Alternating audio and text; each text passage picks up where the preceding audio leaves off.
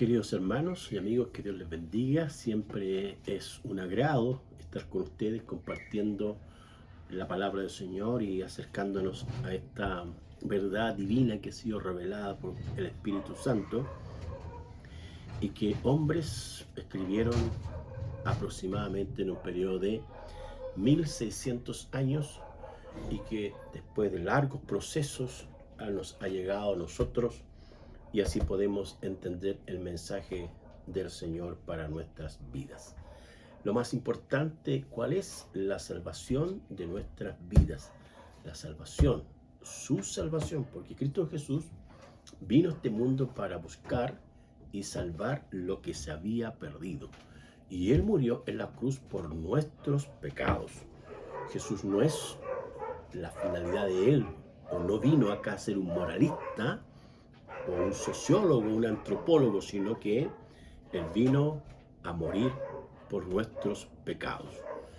Vamos a compartir la palabra del Señor en el texto de 2 de Pedro, capítulo 1, versículos 19 al 21, que dicen así: tenemos también la palabra profética más segura, a la cual hacéis bien en estar atentos como una antorcha que alumbra en un lugar oscuro, hasta que el día esclarezca y el lucero de la mañana salga en vuestros corazones. Entendiendo primero esto, que ninguna profecía de la Escritura es de interpretación privada, porque nunca la profecía fue traída por voluntad humana, sino que los santos hombres de Dios hablaron siendo inspirados por el Espíritu Santo. El tema de hoy es la profecía escrita. Lo repito, la profecía escrita. La palabra profecía es un mensaje divino entregado por el Espíritu Santo a los hombres.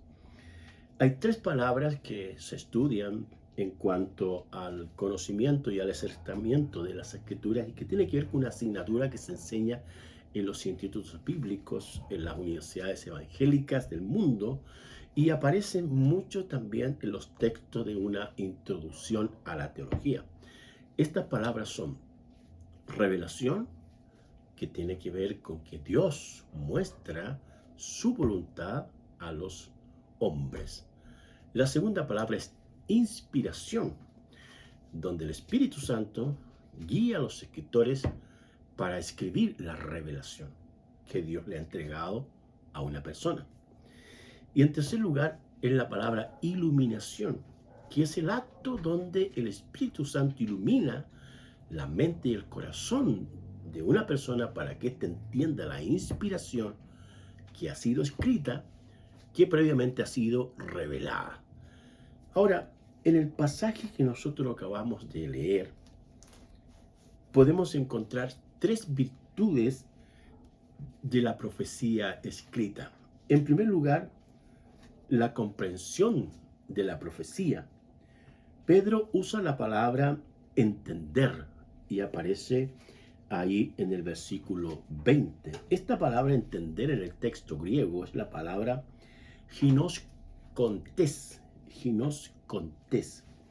y tiene que ver con un significado de un conocimiento, de venir a saber, de reconocer y entender totalmente aquellas cosas en las cuales las personas no lo podrían hacer humanamente. También se dice que es el conocimiento en el sentido de entender, de darse cuenta de que algo está ocurriendo y que por la vía lógica de la razón no se puede asimilar. Además, en el texto neotestamentario, la palabra ginosco indica frecuentemente una relación entre una persona que se conoce con el objetivo de conocer al otro. Para acercar lo que estamos diciendo, la palabra entender tiene que ver especialmente cuando el Espíritu Santo ilumina la mente del creyente para que éste pueda asimilar, comprender, retener y así caminar con la luz que es las Sagradas Escrituras, y que el Espíritu Santo le va a guiar y conducir en todas las responsabilidades y deberes que el creyente tiene. En primer lugar, cómo se tiene que relacionar con Dios, cómo se tiene que relacionar con su esposa, cómo se tiene que relacionar con los hijos en el campo laboral, con la familia, en el contexto con el prójimo. Y aquí es muy importante donde el texto bíblico dice, entendiendo primero esto. O sea, hay cosas que son básicas de la fe que se tienen que entender, se tienen que comprender. Recuerde usted el evento, la realidad donde Felipe se acerca al eunuco y él está leyendo el texto de Isaías y este hombre no podía entender. Y la pregunta, la interrogante es que dice, ¿entiendes lo que lees? ¿Cuánta gente hoy día no entiende lo que son las cosas del Espíritu? No sabe diferenciar en el mundo en el cual nos movemos y vivimos. Y ojo que van a la iglesia, dicen que son creyentes, tienen una escritura, una Biblia en su casa, pero aún no han entendido lo que son las cosas del Espíritu. Por ejemplo, en el mundo de hoy hay situaciones que son inmorales, que son incorrectas, que traen consecuencias al cuerpo, a la mente, al espíritu, al matrimonio, a la familia, a la iglesia. Y que evidentemente esas cosas, como por ejemplo la mentira, el robo, el orgullo, la soberbia, la arrogancia, obviamente que minan la actividad y la obra del Espíritu Santo de Dios en la vida de nosotros. Entonces, es muy importante entender esto. Además, la expresión posterior dice que ninguna profecía es de interpretación privada. Y eso nos lleva al segundo punto, la interpretación de la profecía escrita. Esta interpretación tiene que ver con entregar una solución a algo que enigmáticamente no se puede entender por la vía del análisis gramatical o el análisis lógico de la razón, sino que es el Espíritu Santo quien mueve al creyente para así entender lo que el texto dice, y en ese sentido es muy importante la ayuda divina hacia el Hijo de Dios. Ahora, la palabra griega acá que se usa de interpretación es epiluseos, que se refiere a la solución, a la claridad, a la respuesta de la profecía, y que no se hace por una voluntad propia antojadiza.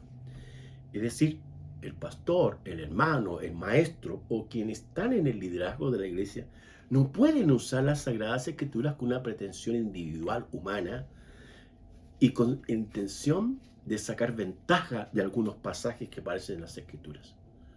Uno no puede decir, esta es la interpretación que dice este pasaje, cuando a veces la lectura del contexto dice otra cosa. Por ejemplo, la letra mata. ¿Cuántas veces nos hemos escuchado ese texto que aparece en 2 de Corintios, cuando el apóstol Pablo está hablando que lo que mata, la letra en este caso, se refiere cuando la ley en el Antiguo Testamento fue entregada por Dios a Moisés y Moisés le da instrucciones al pueblo de Israel, y cualquiera que quebrantaba alguna de esas indicaciones o principios o mandamientos era digno y reo de muerte. En ese contexto la ley mata, pero después dice el Espíritu vivifica, y el Espíritu vivifica se refiere obviamente al nuevo pacto, a la obra de Jesús y a la obra del Espíritu Santo que da vida donde quiera que va nuestro Dios.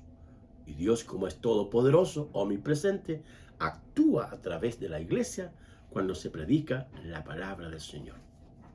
Al mismo tiempo, allí en 1 Corintios 14:13, el apóstol Pablo habla de las lenguas, que son una manifestación, un don del Espíritu Santo dado por el Espíritu Santo, valga la redundancia, a los creyentes, donde hay creyentes que hablan en lenguas y que a veces humanamente no se puede entender, pero este creyente u otro en la reunión de los santos tiene que pedir y rogar al Espíritu Santo para que Él transmita el mensaje o lo interprete o le dé significado o lo explique, de modo que los creyentes allí puedan entender en el idioma que ellos hablan.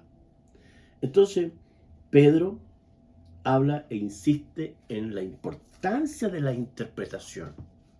Por un lado, de la interpretación bíblica, por otro lado, la interpretación de la significación de los pasajes que están en las Escrituras, donde a la medida que como hijos de Dios vamos comprendiendo lo que son las Sagradas Escrituras, de esa forma también tenemos que ir interpretando y explicándola y aplicándola a nuestra vida en todas nuestras responsabilidades y servicio a Dios, a la iglesia y a la comunidad. Y en tercer punto, las virtudes de la profecía escrita, está el beneficio de la profecía escrita. ¿Cuál es el beneficio? Dice que afecta creativamente. Ahí en el versículo 21 dice, porque nunca la profecía fue traída por voluntad humana. Tiene que haber sido algo tremendo, glorioso, hermoso y maravilloso, que los hombres de Dios en un periodo de 40 autores bíblicos, en una extensión de tiempo de 1600 años, que es lo que los eruditos bíblicos plantean de que se escribió el texto completo de la palabra del Señor, llegaron a esta conclusión donde la voluntad humana fue cambiada, fue transformada benéficamente porque el Espíritu Santo tocó su mente y corazón. Cuanto a los santos hombres de Dios, se habla aquí, sino que los santos hombres de Dios, santos significa apartados, separados del mundo del pecado, de la inmundicia que trae la consecuencia de la maldad. Ahora estos hombres son llamados santos. Todos los creyentes son santos. A veces pensamos que los santos son aquellas personas que están por allá arriba, pero la Sagrada Escritura, la Biblia, la teología bíblica, nos lleva a comprender en los variados pasajes del estudio de las epístolas, especialmente, que todos los creyentes son santos, ¿ya? Pero aquí se refiere en forma más específica, los santos hombres de Dios. Esos 40 autores que hemos hablado previamente, escribieron inspirados por el Espíritu Santo. Entonces, la finalidad, hermanos, de la profecía escrita es que nosotros entendamos la profecía, que nosotros expliquemos la profecía escrita y al mismo tiempo la profecía es un beneficio tremendamente valioso porque nos lleva a conocer a nuestro Señor Jesucristo y así obtener por gracia su salvación y su perdón. Lea usted la palabra del Señor, esta profecía escrita, léala, estúdiela y grábela en su corazón para ser un mejor hijo de Dios, mejor esposo, mejor padre, mejor creyente y una persona donde Dios le quiera colocar. Vamos a orar. Querido Señor, te damos muchas gracias por poder compartir tu palabra con tus hijos, con tu pueblo, y oramos para que esta profecía escrita sea tu Espíritu Santo iluminándonos, dándonos claridad, para así aplicar las verdades, los principios, tus consejos a nuestras vidas. Te damos gracias, Padre, en el nombre de Jesús. Amén.